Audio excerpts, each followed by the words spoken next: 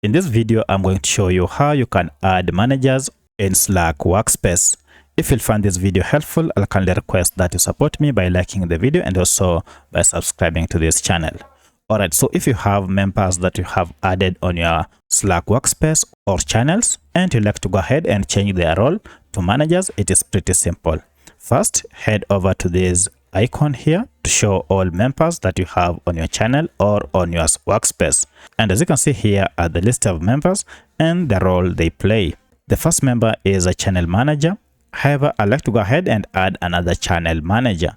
To add a channel manager, go ahead and hover over the name, and just next to it we have this option. If you click on it, we have now an option to make channel manager.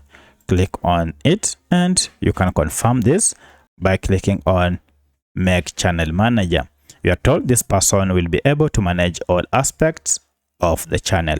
If you're okay, go ahead and click on it, and now you can see their role has changed to channel manager. So that's how you can add a channel manager on your channels in Slack Workspace. If you have any other question, kindly let me know in the comment section. Otherwise, thanks for watching and let's meet in the next video.